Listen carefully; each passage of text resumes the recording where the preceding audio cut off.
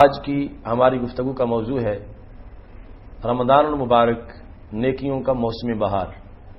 میری دعا ہے رب ذوالجلال ہم سب کو جی بھر کے اس موسم میں نیکیاں کرنے کی توفیق عطا فرمائے، حسنات زیادہ سے زیادہ ہم اکٹھی کر سکیں اور خالق کائنات سیئات سے درگزر فرمائے۔ ناظرین، رب ذوالجلال کا یہ اس امت پہ کتنا بڑا احسان ہے کہ خالق کائنات جل جلالہ نے ہمارے لیے ایسے مواقع پیدا کیے کہ جن کی وجہ سے کم وقت میں اور تھوڑی مشقت میں بہت زیادہ نیکیاں کمائی جا سکتی ہیں اور حسنات کا کسب کیا جا سکتا ہے۔ وہ وقت کہ جس میں انسان کو نیکی کے میدان میں آسانیاں فراہم ہوں اور اس کو کم وقت میں زیادہ نیکیاں کمانے کا موقع ملے، ان اوقات میں سے ایک خوبصورت وقت یہ رمضان المبارک کا مہینہ ہے، اللہ کے فضل سے جس میں ہم اس وقت موجود ہیں۔ سیدنا ابو ہریرہ رضی اللہ تعالیٰ عنہ رسول اللہ صلی اللہ علیہ وسلم سے یہ روایت کرتے ہیں کہ ہمارے محبوب صلی اللہ علیہ وسلم نے یہ ارشاد فرمایا، اذا دخل رمضان فتحت ابواب السماء، کہ جب رمضان المبارک کا مہینہ آتا ہے آسمانوں کے دروازے کھول دیے جاتے ہیں، اور ایک روایت میں یہ فتحت ابواب الجنہ، جنت کے دروازے کھول دیے جاتے ہیں، وغلقت ابواب جہنم، اور جہنم کے دروازے بند کر دیے جاتے ہیں، وسلسلۃ الشیاطین، اور شیطانوں کو جکڑ دیا جاتا ہے۔ یہ وہ فوری انتظامات ہیں جو رمضان المبارک کی آمد کے ساتھ ہی اس کائنات میں کر دیے جاتے ہیں۔ یعنی جو ہی رمضان المبارک کا چاند طلوع ہوتا ہے تو یہ تین بڑی تبدیلیاں آتی ہیں، آسمان کے دروازے یا جنت کے دروازے، اور ایک روایت میں رحمت کے دروازے کھول دیے جاتے ہیں، اور جہنم کے دروازوں کو بند کر دیا جاتا ہے، اور شیطانوں کو جکڑ دیا جاتا ہے۔ یہ جو تینوں اہتمام ہیں یہ صرف اس لیے ہیں کہ بندہ مومن کے لیے نیکی کے راستے میں کوئی رکاوٹ نہ ہو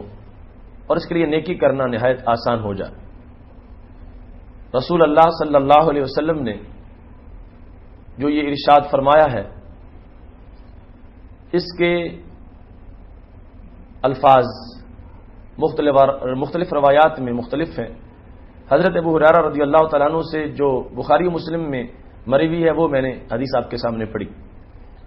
اور امام احمد نے اپنی مسند میں اور امام نسائی نے جس کو روایت کیا ہے اس میں الفاظ اس طرح ہیں۔ رسول اللہ صلی اللہ علیہ وسلم ارشاد فرماتے ہیں، اتاکم رمضان، تمہارے پاس رمضان کا مہینہ آ گیا، شہر مبارک مہینہ آ گیا، فرض اللہ علیکم صیامہ، اللہ نے تم پر اس کے روزے فرض کیے، تفتح فیہ ابواب السماء، آسمانوں کے دروازے اس میں کھول دیے جاتے ہیں، وتغلق فیہ ابواب الجحیم، اور جہنم کے دروازے بند کر دیے جاتے ہیں، وتغل فیہ مردۃ الشیاطین، اور باغی شیطانوں کو اس میں طوق پہنا دیے جاتے ہیں اور ان کو جکڑ دیا جاتا ہے۔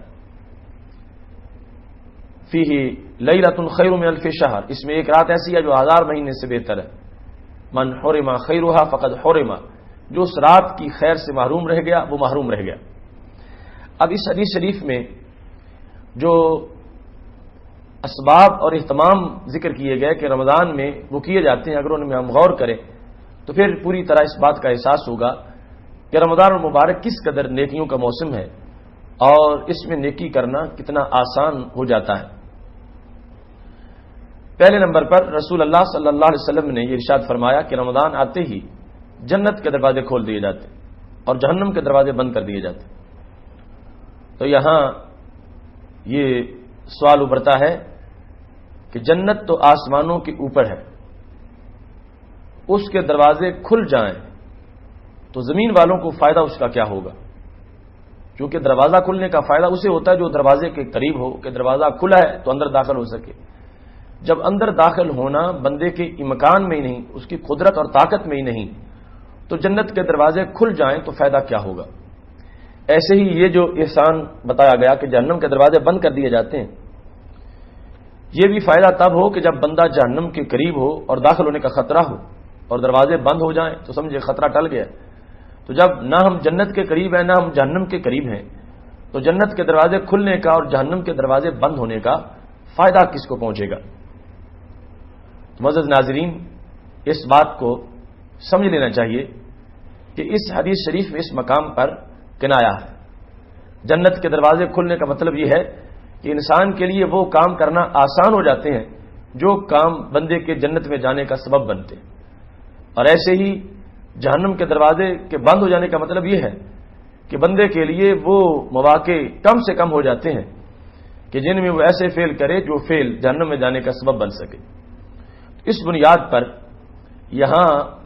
کنایا کے طور پر گفتگو کی گئی ہے. مراد یہ ہے کہ رمضان المبارک ایسا مہینہ ہے کہ جس مہینے کے اندر بندے کے لیے نیکی کے مواقع ہر طرف عام ہوتے ہیں. قدم قدم پہ نیکی کا کوئی نہ کوئی سبب موجود ہوتا ہے. لمحہ لمحہ کے اندر نیکی کا کوئی نہ کوئی باعث موجود ہوتا ہے. لہذا وہ افعال جو بندے کے جنت میں جانے کا سبب بنے ان کو کرنے میں کوئی بندے کو تکلف نہیں کرنا پڑتا، کوئی مشکل نہیں ہوتی، ان کے لیے کوئی رکاوٹ نہیں ہوتی. بس آسانی کے ساتھ وہ سارے افعال بندے کے امکان میں ہوتے ہیں کہ جن کی وجہ سے وہ جنت کا مہمان بن سکتا ہے. اس واسطے یہ الفاظ بول کر جنت کے دروازے کھول دیے گئے اور جہنم کے بند کر دیے گئے. لوگوں کو یہ باور کرایا گیا کہ رمضان المبارک کو معمولی وقت نہ سمجھنا، یہ اتنا بڑا وقت ہے اور اتنا اچھا موسم ہے کہ اس کے اندر اگر تم نیکی کرو گے تو رب ذوالجلال تمہیں بڑا ہی نوازے گا اور یہی کام تمہارے جنت میں جانے کے سبب بن جائیں گے. اور یہ اتنا قوی سبب اور حتمی سبب ہے کہ یوں سمجھو کہ جیسے جنت سامنے کھلی ہے اور تم جنت میں داخل ہو رہے. یہ اس بات کی تاکید کے لیے اور اہتمام کے لیے کہہ دیا گیا کہ جنت کے دروازے کھول دیے گئے ہیں. گویا کہ افعال کو جنت میں داخل ہونے کا سبب وعید نہ سمجھو. یہ کوئی دور کا سبب نہیں ہے، یہ بلکہ بہت ہی قریب کا سبب ہے اور یہ عمل شارٹ رستہ ہے جنت کی طرف جانے کا. اس بات کو ظاہر کرنے کے لیے رسول اللہ صلی اللہ علیہ وسلم نے یہ الفاظ استعمال فرمائے. اس حدیث کے مضمون کو سمجھنے کے لیے وہ دوسری حدیث شریف بھی ذہن میں رکھنی چاہیے جس میں رسول اللہ صلی اللہ علیہ وسلم نے یہ فرمایا تھا، اذا مررتم بریاض الجنت فرتعوا، جب تم جنت کے باغات کے پاس سے گزرو تو کچھ کھا لیا کرو. صحابہ کرام علیہم رضوان کو تعجب ہوا کہ جنت آسمانوں پر ہے، ہم زمین پر ہیں، ہم کیسے اس کے پاس سے گزر سکیں گے؟ قیلا وما ریاض الجنہ، پوچھا گیا یا رسول اللہ صلی اللہ علیہ وسلم آپ نے کس چیز کو جنت کے باغ سے تعبیر کیا؟ جنت کے باغات کون سے ہیں؟ تو رسول اللہ صلی اللہ علیہ وسلم نے فرمایا ریاض الجنت المساجد، مسجدیں جنت کے باغات ہیں. تو مسجد کے پاس سے گزرنا، مسجد میں سجدہ کرنا جنت کا پھل کھانا ہے. تو چونکہ مسجد میں جانا جنت جانے کا باعث ہے، مسجد میں جانا جنت جانے کا سبب ہے، تو اس واسطے اس حدیث میں کہہ دیا گیا کہ تم جنت کے پاس سے گزر رہے ہو، کیونکہ جنت جانے والی جگہ جو جنت لے جاتی ہے اس کے پاس سے گزر رہے ہو، تو سبب کو جنت کے سبب کو جنت کہہ دیا گیا. ایسے ہی یہاں پر بھی جو جنت جانے کا اسباب ہے ان افعال کو رسول اللہ صلی اللہ علیہ وسلم نے یہ قرار دے دیا کہ جنت کے دروازے کھل گئے ہیں اور جہنم کے دروازے بند ہو گئے ہیں. اس حدیث شریف میں یہ بات بھی بڑی قابل غور ہے کہ رسول اللہ صلی اللہ علیہ وسلم ارشاد فرماتے ہیں وسلسلۃ الشیاطین، شیطانوں کو زنجیریں پہنا دی جاتی ہیں، ان کو جکڑ دیا جاتا ہے. تو یہاں بھی یہ سوال پیدا ہوتا ہے کہ کتنے لوگ ہیں جو رمضان المبارک میں رمضان کے آنے کے باوجود بھی روزہ نہیں رکھتے، نماز نہیں پڑھتے، برے کاموں میں مصروف رہتے ہیں، ہر وقت گناہوں میں ڈوبے ہوئے ہوتے ہیں. اگر شیطانوں کو باندھا گیا تھا تو وہاں بھی کوئی اثر نظر آتا، جبکہ وہاں کوئی اثر نظر نہیں آ رہا. تو اس کا جواب یہ ہے کہ یہ حقیقت ہے کہ شیاطین کو جکڑ دیا جاتا ہے. مگر دوسری حدیث سے پتہ چلتا ہے کہ جو مارادۃ الجن ہے، یعنی بڑے بڑے پاورفل بگھوڑے اور باغی اور سرکش جن، ان کو جکڑ دیا جاتا ہے. تو اس سے پتہ چلا کہ بڑے بڑے باندھ دیے جاتے ہیں اور چھوٹے کمزور شیطان کھلے ہوتے ہیں. اور کچھ لوگ اس حد تک گئے گزرے ہوتے ہیں کہ ان پر کمزور شیطانوں کا بھی بڑا روب ہوتا ہے،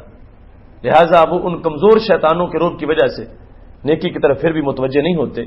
جبکہ دوسرے بندے جن میں عافیت ہے، ایمان مضبوط ہے، انہیں کمزور شیطانوں کی کوئی پرواہ نہیں ہوتی، اور وہ کثرت سے مسجد میں پہنچ جاتے ہیں اور نیکی میں مصروف ہو جاتے ہیں۔ یہ ایک جواب ہے کہ مارادۃ الجن جکڑے گئے اور چھوٹے جن جو نارمل قوت کے تھے ان کو نہیں جکڑا گیا۔ دوسرا جواب محدثین نے یہ دیا کہ شیاطین خود جو ہیں وہ جکڑے جاتے ہیں، مگر ان کی اولاد جو ہے وہ کھلی ہوتی ہے، اور کچھ لوگ جو بڑے ہی کمزور ہیں، جن کی شیطانوں کے مقابلے میں کوئی طاقت نہیں، وہ شیطان کے بچوں کا فٹ بال بن جاتے ہیں، اور شیطان کے بچوں کی بنا فرمانی وہ نہیں کر سکتے، اس بنیاد پر وہ مسجدوں کا رخ نہیں کرتے۔ تیسرا جواب یہ ہے، اور یہ سب سے اچھا جواب ہے، کہ باقی سارے شیطانوں کو باندھ دیا جاتا ہے، خواہ وہ سرکش ہوں یا غیر سرکش ہوں، خواہ وہ بڑے ہوں یا چھوٹے ہوں، ان کو باندھ دیا جاتا ہے۔ لیکن پھر بھی اگر کچھ لوگ نیکی کی طرف مائل نہیں ہوتے، اور کچھ لوگ پھر بھی شیطان کے چرنوں میں چرتے رہتے ہیں، اور کچھ لوگ پھر بھی سینما کو چھوڑ کے مسجد کی طرف نہیں آتے، اور کچھ لوگ پھر بھی اگر گناہوں کے غبار میں آلودہ رہتے ہیں، تو اس کا سبب کچھ اور ہے۔ وہ یہ ہے کہ یہ واضح ہے کہ شیطانوں کو باندھ دیا گیا، مگر ایک یہ ہے کہ شیطان کھلے ہوں اور کسی کو جا کے دبوچیں اور کہیں تجھے مسجد کی طرف نہیں جانے دیں گے، تجھے روزہ نہیں رکھنے دیں گے۔ ایسا اب نہیں ہوتا، چونکہ شیطانوں کو باندھ دیا گیا ہے۔ مگر کچھ لوگ اتنے شیطان کے زیر اثر آ چکے ہوتے ہیں سارا سال گناہ کر کر کے، اور اتنا شیطان ان پہ حاوی ہو چکا ہوتا ہے، اور وہ شیطان کے اتنے نیچے لگ چکے ہوتے ہیں، اتنے اس کے غلام بن چکے ہوتے ہیں کہ شیطان اگرچہ جکڑا ہوا ہوتا ہے، باندھا ہوا ہوتا ہے، مگر جب وہ باندھا ہوا شیطان بھی دور سے گھور کے دیکھتا ہے تو یہ کانپ اٹھتے ہیں، اس کی بات مانتے ہیں، اس کے حکم کے تابع ہو جاتے ہیں، اس کا کہنا مانتے ہیں۔ اس واسطے شیطان تو اگرچہ جکڑے گئے، مگر یہ جو شیطان کے زیر اثر زندگی گزارتے ہیں اور بہت زیادہ شیطان کے چلے بن چکے ہوتے ہیں، ان پر ان کے باندھے ہوئے ہونے کا بھی کوئی اثر نہیں پڑتا۔ نتیجہ یہ نکلتا ہے کہ وہ اگرچہ جکڑے ہوئے ہیں، مگر ان کی آواز سے، لہجے سے، ان کی گھورتی آنکھوں سے ان بندوں پر اتنا اثر پڑ جاتا ہے کہ یہ اس کے زیر سایہ ہوتے ہیں، زیر اثر ہوتے ہیں، اور موسم تقویٰ ہونے کے باوجود بھی ان لوگوں کو نیکی کرنے کی توفیق نہیں ہوتی۔ اس حدیث شریف کو اگر پورے وسیع مفہوم میں لیا جائے تو پھر انسان کو کتنی خوشی ہو کہ انسان اس ماحول میں رہنا پسند کرتا ہے جہاں اس کا دشمن نہ ہو یا دشمن کی دسترس نہ ہو، اسے اپنے لیے کھلی فضا محسوس کرتا ہے، وہاں رہتے ہوئے اس کا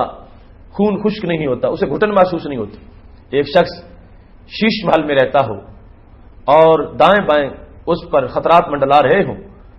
ہر وقت اسے خطرہ محسوس ہو، پتہ نہیں اگلی گھڑی میں میری جان نکل جائے، اور اتنے دشمن اس کو گھیرے ہوئے ہوں، تو اس کو شیش محل میں رہنے کا کوئی مزہ نہیں آئے گا۔ اور دوسری طرف ایک بندہ وہ شیش محل میں نہیں رہتا، وہ کٹیا میں رہتا یا اینٹ اور گارے کے مکان میں رہتا، مگر اس کا وہاں کوئی دشمن نہیں ہے، دور دور تک اس کے لیے حالات سازگار ہیں، فضا محفوظ ہے، تو اسے گھٹن محسوس نہیں ہوتی۔ اسے وہ کٹیا ہی ایک قسم کا ایسا یعنی ماحول لگتا ہے کہ جس میں اسے جنت جیسی فراخی محسوس ہوتی ہو اور وہ بڑی ہی خوشی کو محسوس کرتا ہو۔ تو پھر رب ذوالجلال نے کتنا بڑا کرم کیا، وہ شیطان جو ہمارا دشمن ہے اور 11 مہینے ہمیں دبانے کی کوشش کرتا ہے اور ہمیں شکست دینے کی کوشش کرتا ہے، لوگوں کی پارسائی کو لوٹنا چاہتا ہے، اصحاب تقویٰ کے تقویٰ کو چھیننا چاہتا ہے، وہ تقدس مآب شباب کو معاذ اللہ آلودگیوں میں پھنسا دینا چاہتا ہے۔